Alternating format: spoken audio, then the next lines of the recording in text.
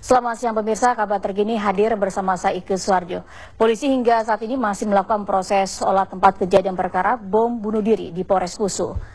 Proses olah TKP saat ini dilakukan oleh tim khusus dari Polres Poso sambil menunggu kedatangan tim Puslapfor Mabes Polri. Kapolres Poso AKBP Susnadi mengatakan selain mengumpulkan serpian bom yang meledak, petugas juga berusaha mengidentifikasi pelaku. Pelaku bom bunuh diri di Polres Poso adalah seorang pria yang diperkirakan berusia antara 30 hingga 35 tahun.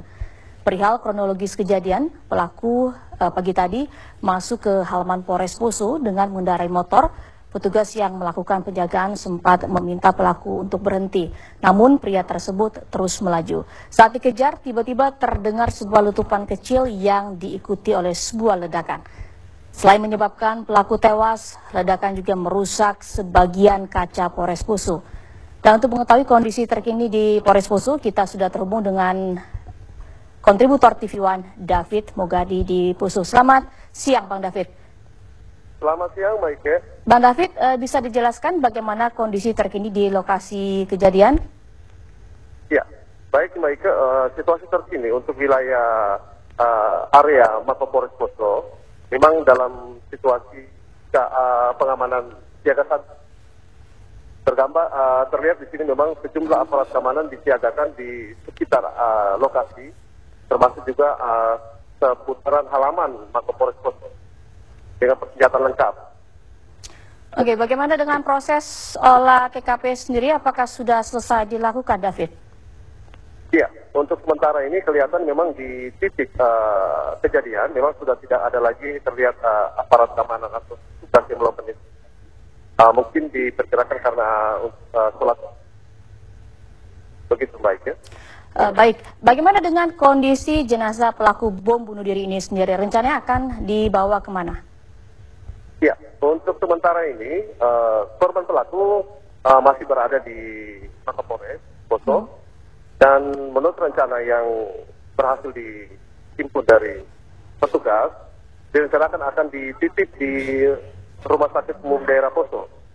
Untuk selanjutnya akan dilakukan identifikasi ciri-ciri korban. Begitu baik. Baik, mengenai dampak dari aksi bom bunuh diri ini sendiri selain menewaskan satu orang, apakah ada korban yang mengalami luka-luka ringan atau kerusakan material di sekitar Mapolres Poso ini sendiri? Bisa diceritakan sedikit, David? Ya, benar. Untuk korban, selain dari korban pelaku, ada satu korban, tapi itu petugas. Maksudnya pekerja bangunan yang kebetulan lagi memperbaiki masjid yang ada dalam area Mapolres Poso. Itu pun cuma luka ringan, kena serpihan kecil di lengan kanan sebelah atas.